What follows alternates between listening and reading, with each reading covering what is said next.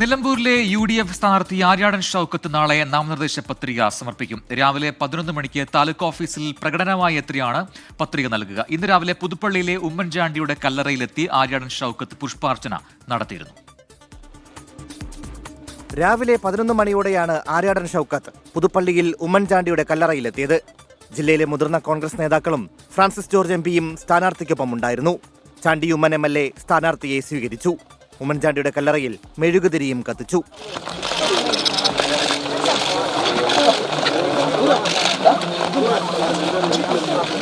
തന്റെ പിതാവിനൊപ്പം ഏറെക്കാലം പ്രവർത്തിച്ച ഉമ്മൻചാണ്ടി തനിക്ക് പിതൃതുല്യനായിരുന്നുവെന്നും അദ്ദേഹത്തിന്റെ ഓർമ്മകൾ എപ്പോഴും തനിക്കൊപ്പമുണ്ടെന്നും ആര്യാടൻ ഷൗക്കത്ത്. ഉമ്മൻചാണ്ടി സാറ് എൻ്റെ പിതാവിനോടൊപ്പം ഒരു മെയ്യായി ഒരു മനസ്സായി 6 പതിറ്റാണ്ടിലേറെ കാലം ഒരുമിച്ച് പ്രവർത്തിച്ചവരാണവർ. എനിക്ക് പിതൃതുല്യനായിരുന്നു. ഉമ്മൻചാണ്ടി സാറിൻ്റെ ആ ഒളിമങ്ങാത്ത ഓർമ്മകൾ എൻ്റെ കൂടെയുണ്ട്.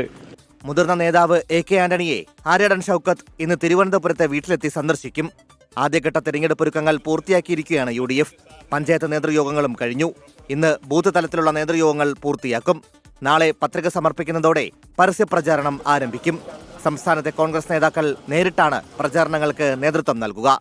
Team 24 നിലമ്പൂർ.